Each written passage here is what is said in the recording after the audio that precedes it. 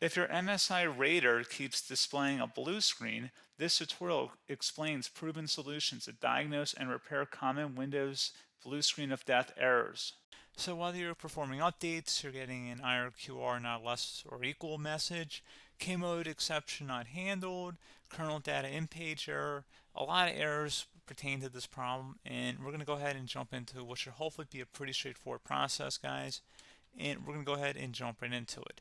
So first thing I'd recommend doing would be to actually go ahead and boot to the troubleshooting utility on Windows 11. So if you do a hard power off 3 times in a row, Windows should automatically attempt to launch the startup repair utility. And if it doesn't find anything, it will give you the option to select advanced settings, in which case it will take you to a screen that looks like this. Now, if it does not take you to a screen that looks like this, or you're unable to get to that, you can also download the Windows 10 Media Creation Utility, or Windows 11. They probably will make a creation utility for Windows 11 at some point. And it doesn't really matter, you can actually run the Windows 10 utility on Windows 11 as far as I'm aware. And you should be able to run the troubleshooting utilities built in within it. So you just would go ahead and download it to an ISO file and then burn it to a DVD or USB. It'd have to be about 4 gigabytes or more. It couldn't be a small USB flash drive, and it couldn't be a CD. It'd have to be a DVD. And then you boot your computer from it. So depending on the computer manufacturer, you'd have to tap a different key on your keyboard in order to launch that menu, in order to select what boot drive you want to go off of. So it could be anything between the escape key, F2, F8, F12, for example, and those are the function keys on the top of your keyboard. So you may have to just do a little bit of trial and error. Shouldn't take you more than a couple minutes.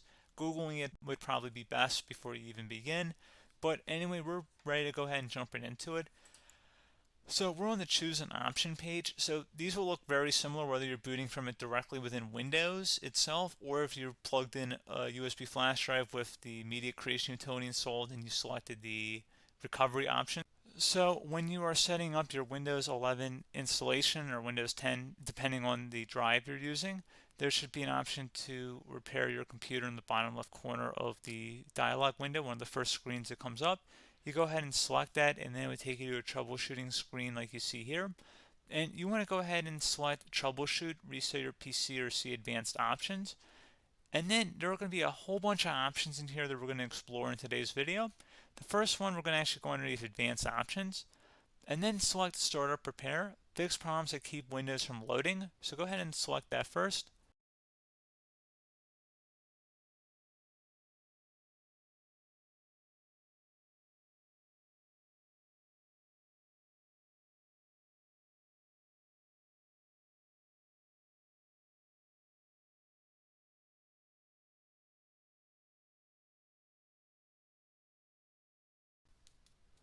Okay, so you can see it could not repair our PC.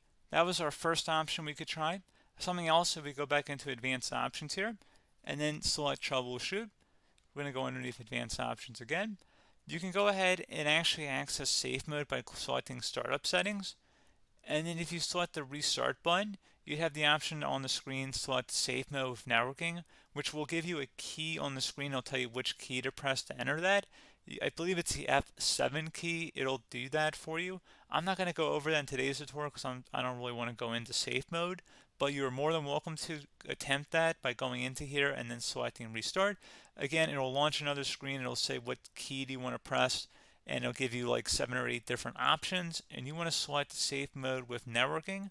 There's also an option for a command prompt too, but that's going to be something we're going to cover later in this video, and we don't even have to go through that in order to access it. So that's why I'm not going to really push for that, because unless you know exactly what's causing the problem, you probably don't need to go into safe mode. Unless you're trying to recover files, in which case then you definitely can go into safe mode, but we're trying to actually recover our computer here. So I hope that makes sense. Something else we can also try here as well would be to uninstall updates, remove recently installed quality or feature updates from Windows. So if you go ahead and select that, you can uninstall the latest quality updates, which generally is the more day-to-day updates. Feature updates are the less regularly released ones, like the big ones. I would equate it to service packs in like Windows 7 and Windows Vista and Windows XP. So larger updates that occur once or twice a year at most. And the quality updates are more just a regular update. So probably obviously depend. It'll take longer if you're going to try and uninstall the latest feature update versus quality update, and maybe you don't need to go back that far. So just giving you guys a couple of pointers with that. Something else you can also look at here, and we're going to jump into the command prompt in a little bit, but you can select System Restore, which will use a restore point recorded on your PC to restore Windows.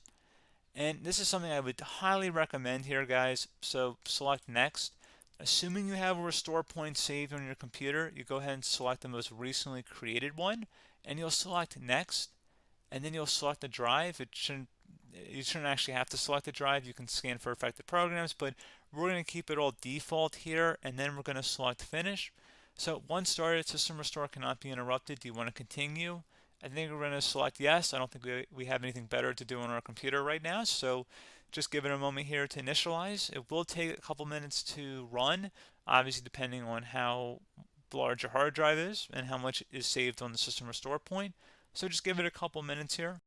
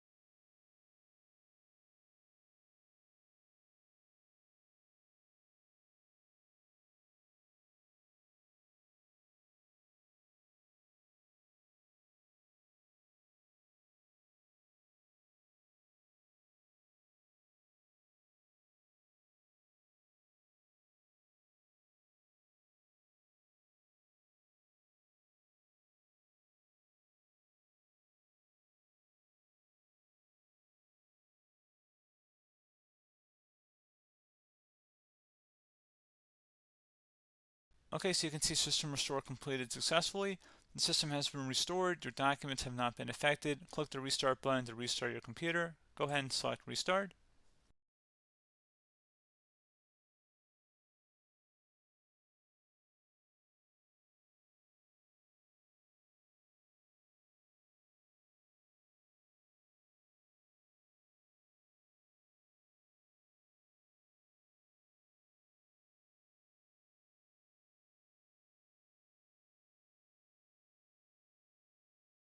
Okay, so you can see the system has been restored successfully. We're going to go over a couple different methods in addition to that if that did not work. So I'm just going to pause the video and we're going to start back on the recovery screen that we started with. Okay, so a couple other things we can try here too. If you go back into troubleshoot, you can select reset your PC, while you choose to keep or remove your personal files and then reinstalls Windows. You can select to keep my files, which will remove apps and settings but keeps your personal files. You can also select remove everything, which will remove all of your personal files, apps, and settings. So this is more of a factory reset, the second option here. First option, it should not delete all of your personal files. However, it will pretty much clear most of your programs, and keep in mind, there's no guarantee that your information, number one, is even still available and easily recoverable on your computer to the point that you actually would be able to recover anything. And the second point is that there's always a chance that it won't actually recover and it will just do a factory reset anyway. So there's no guarantee that actually would keep your files anyway. So I would recommend trying to get a recovery tool and backing that up first before selecting it anyway. But again, those are a couple of different options. And then something else you can try here, if you go back to the choose an option. Another option, if you go underneath choose an option and select troubleshoot, advanced options, And now select where it says Command Prompt. Okay, so the first thing we should do is type our main hard drive here. In most cases, it should be the C drive. So you just do a C colon and then hit enter on your keyboard.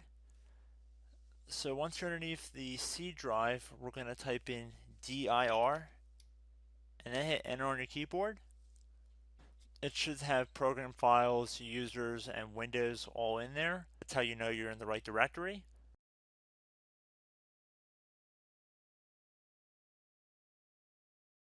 In some cases, it might be the D drive as well, so just keep that in mind.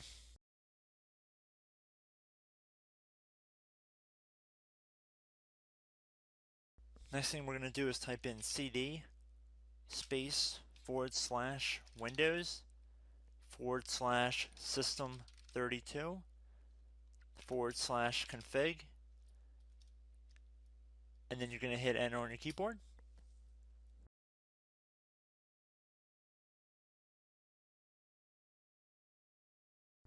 So now you're going to type md space backup. If you've seen other tutorials, it might also say to put down md backup. That's because the backup name is pretty common when you want to back something up. So you can name this whatever you want, doesn't have to be backup. So if you've already made a backup folder in the past, you could do backup 1, for example. So once you're done setting the name you want the backup to be called, hit enter on your keyboard again.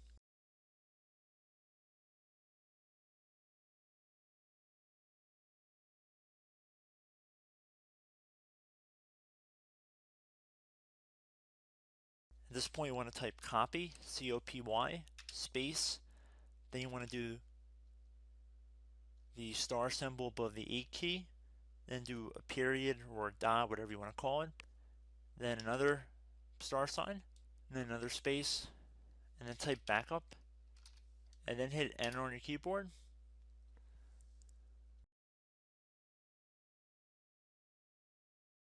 Now you want to type cd reg back, R-E-G-B-A-C-K,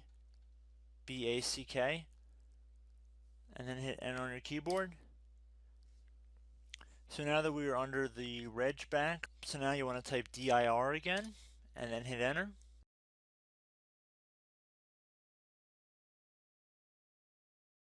So now at this point we're going to type copy again. So copy, space, star sign, dot, another star sign, space, and then 2 dots. So we're going to type copy, space, star sign, dot, sign, star sign, dot, dot, and then hit enter on your keyboard again. So for overwrite, you want to overwrite all. So type A on your keyboard, so capital A, and then hit enter on your keyboard.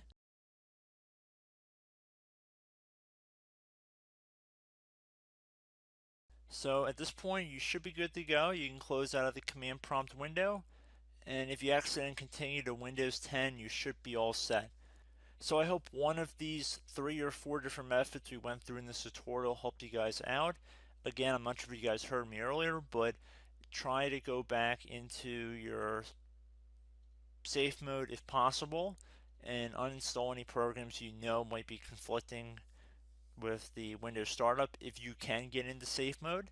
So just keep that in mind. Something very simple like that could be blocking up everything. So again, I hope this tutorial helped you guys out, and I will catch you in the next tutorial. Goodbye.